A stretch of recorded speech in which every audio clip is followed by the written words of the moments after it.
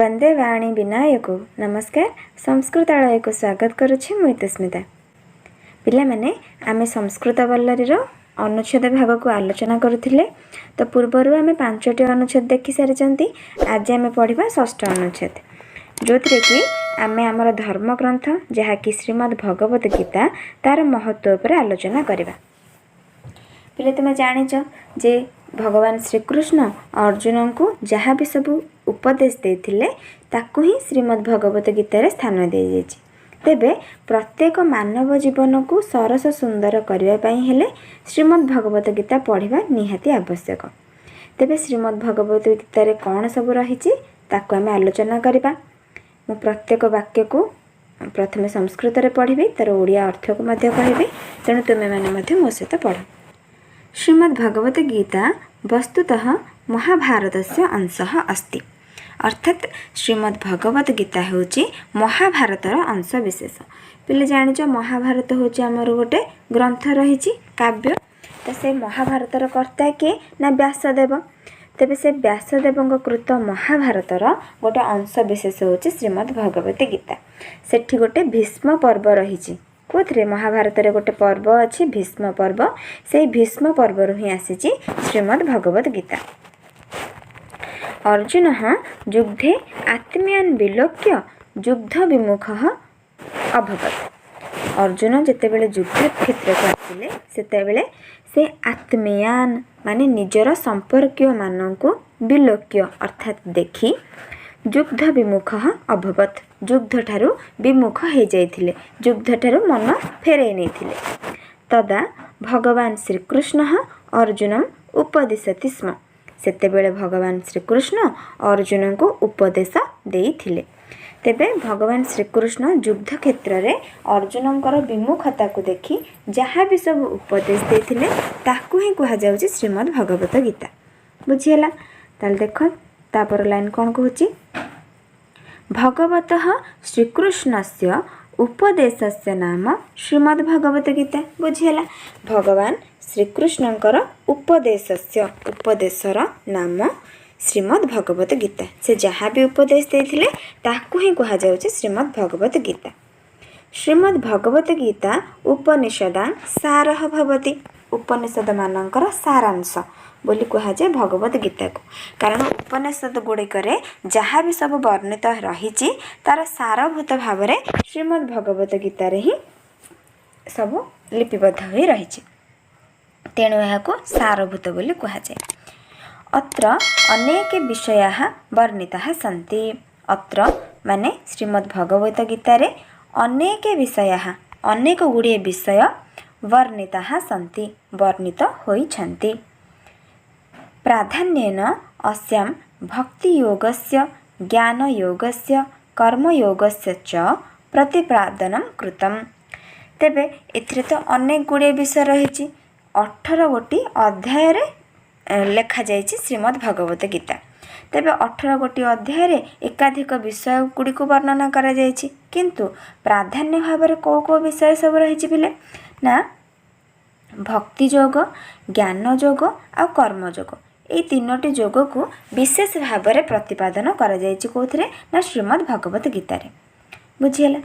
अत्र भगवत गीतायां भक्ति ज्ञान कर्मयोगानां त्रिवेणी प्रवहति। यही श्रीमद् भगवत गीता रे भक्ति ज्ञान आ कर्म ये तीनोटी योगर त्रिवेणी संगम भाव में यह प्रवाहित हेउछि। कौन कौन ना भक्ति योग, ज्ञान योग आ कर्म योग। अर्थात गीता को अध्ययन करने द्वारा गोटे व्यक्ति मन रे भक्तिर भाव संचार हब, से तार ज्ञान को जानी पारिबो एवं केउ कर्म तार करिबा उचित काहण न करिबा उचित तार कर्तव्य विषय में से ज्ञान पाई पारिबो। अतः प्रसिद्धं कथनं वर्तते। तेणु प्रसिद्ध उक्ति रही कौन ना गीता सुगीता कर्तव्या किमन्यैः शास्त्र विस्तरैः। अर्थात गीता सुगीता अर्थात गीता को उत्तम भाव में गायन करने उचित, कर्तव्य करने उचित। किम अन्यैः संधि शास्त्र विस्तरैः। अन्य शास्त्र को आलोचना करिबार किछि प्रयोजन ही नहीं, कारण गीता ही होउछि सब शास्त्रर मूल। ଯେମିତି ଆମେ କହିଲେ ଯେ ସବୁ ଉପନିଷଦମାନଙ୍କର ସାରଭୂତ ହେଉଛି ଶ୍ରୀମଦ୍ ଭଗବତ ଗୀତା। ତେଣୁ ଗୀତାକୁ ଯଦି ଆମେ ଅଧ୍ୟୟନ କରୁଛେ ଅନ୍ୟ କୌଣସି ଶାସ୍ତ୍ର ଆବଶ୍ୟକ ନାହିଁ। ବୁଝିହେଲା। ପ୍ରତ୍ୟେକ ମାନବ ସୁଖം କାମୟତେ। ପିଲେ ସମସ୍ତ ମାନବ ସୁଖକୁ କାମନା କରିଥାନ୍ତି। ଆମେ ସମସ୍ତେ ସୁଖରେ ରହିବା ପାଇଁ ଚାହାନ୍ତି, ଖୁସିରେ ରହିବା ପାଇଁ ଚାହାନ୍ତି, ହଁ କି ନା? ତେବେ ସୁଖ ପାଇବା ପାଇଁ କ'ଣ ସବୁ ଦରକାର? ନା ସୁଖମ ପ୍ରାପ୍ତୁମ, ସୁଖ ପାଇବା ପାଇଁ ତ୍ରୟଃ ମାର୍ଗାଃ, 3 ମାର୍ଗ ରହିଛି। କ'ଣ ସେ 3ଟି ମାର୍ଗ? ନା ଭକ୍ତି, ଜ୍ଞାନ, କର୍ମ। ଯେପରି ଆମେ କହିଲେ ଯେ ଶ୍ରୀମଦ୍ ଭଗବତ ଗୀତାରେ ଭକ୍ତି ଯୋଗ, ଜ୍ଞାନ ଯୋଗ ଆଉ କର୍ମ ଯୋଗ ପ୍ରତିପାଦନ ରହିଛି। ତେଣୁ ଗୋଟେ ମନୁଷ୍ୟ ସୁଖରେ ରହିବା ପାଇଁ ହେଲେ ତାକୁ ଏଇ ଭକ୍ତି, ଜ୍ଞାନ ଆଉ କର୍ମ ଏଇ 3ଟିକୁ ଭଲ ଭାବରେ ଜାଣିବା ଦରକାର। ଏଇ 3ଟି ଯାକ ମାର୍ଗକୁ ତାକୁ ବୁଝିବା ଦରକାର, ତାହେଲେ ଯାଇ ସେ ସୁଖ ପ୍ରାପ୍ତି ହେଇପାରିବ। ଅତଃ ଭକ୍ତଃ ଜ୍ଞାନୀ କର୍ମଶୀଳଃ ପ୍ରତ୍ୟେକ ମାନବଃ ଶ୍ରୀମଦ୍ ଭଗବତ ଗୀତାୟାଃ ଅଧ୍ୟୟନେନ କଲ୍ୟାଣଂ କର୍ତ୍ତୁଂ ଶକ୍ନୋତି। ତେଣୁ ଗୋଟେ ଭକ୍ତ ଯିଏକି ଜ୍ଞାନୀ ଆଉ କର୍ମଶୀଳ ହେଇଥିବ, ପ୍ରତ୍ୟେକ ମାନବ ଶ୍ରୀମଦ୍ ଭଗବତ ଗୀତାର ଅଧ୍ୟୟନ ଦ୍ୱାରା କଲ୍ୟାଣ କର୍ତ୍ତୁଂ ଶକ୍ନୋତି। ବୁଝିହେଲା। ତେଣୁ ଯିଏ ବି ଶ୍ରୀମଦ୍ ଭଗବତ ଗୀତାକୁ ଅଧ୍ୟୟନ କରୁଥିବ ଯେଉଁ ଭକ୍ତ, ସେ ଜ୍ଞାନବାନ ହେଇପାରିବ, କର୍ମଶୀଳ ହେଇପାରିବ। ସେହି ମାନବ ହିଁ କ'ଣ କରିପାରିବ? ନିଜର ମଧ୍ୟ କଲ୍ୟାଣ ହେବ ଏବଂ ସେ ସଂସାରର ମଧ୍ୟ କଲ୍ୟାଣ କରିବା ପାଇଁ ସକ୍ଷମ ହେଇପାରିବ। ଏଷୁ 3 ମାର୍ଗେଷୁ ଅପି କର୍ମଯୋଗଃ ଆଧୁନିକ ଯୁଗେ ସୁତରାଂ କଲ୍ୟାଣଂ କରୋତି। ତେବେ ଏହି 3ଟି ମାର୍ଗ ମଧ୍ୟରୁ କର୍ମଯୋଗ ହେଉଛି ଆଧୁନିକ ଯୁଗରେ, ମାନେ ସାମ୍ପ୍ରତିକ ଯୁଗରେ ଆମକୁ କର୍ମଯୋଗକୁ ବେଶୀ ଭାବରେ ଆଚରଣ କରିବାକୁ ପଡ଼ିବ, ଯିଏ ହେଉଛି କଲ୍ୟାଣର ମାର୍ଗ। କିଏ? ନା କର୍ମଯୋଗ।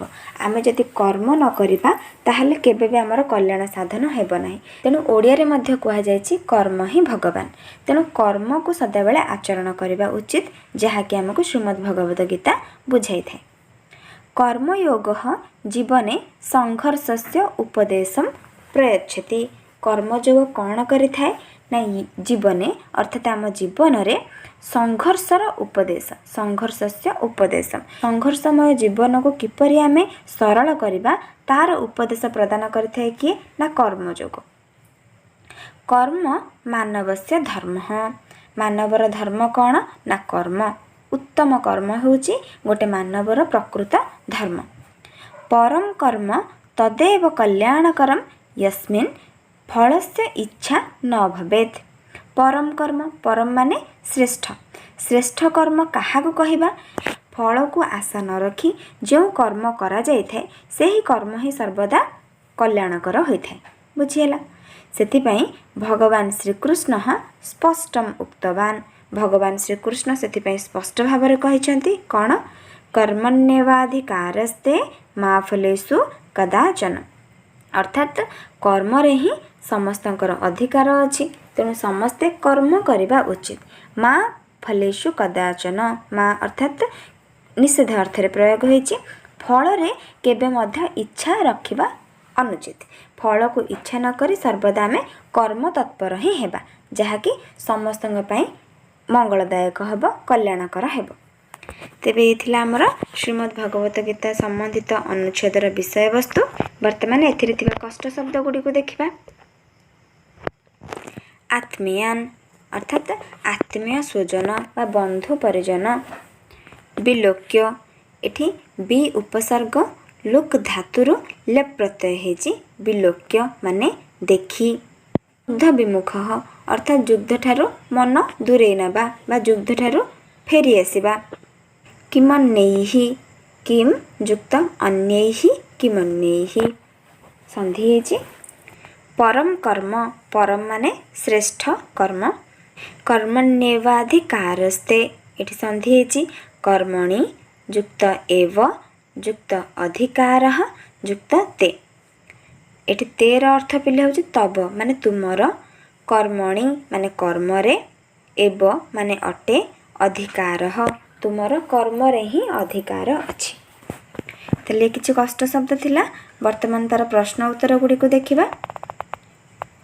एकेन वाक्येन संस्कृत भाषाया मातृभाषाया वा उत्तरम लिखत। गोटे वाक्य रे संस्कृत भाषा रे अथवा मातृभाषा रे उत्तर लेख। प्रथम प्रश्न कहूँ श्रीकृष्ण स्पष्टम किम उक्तवान।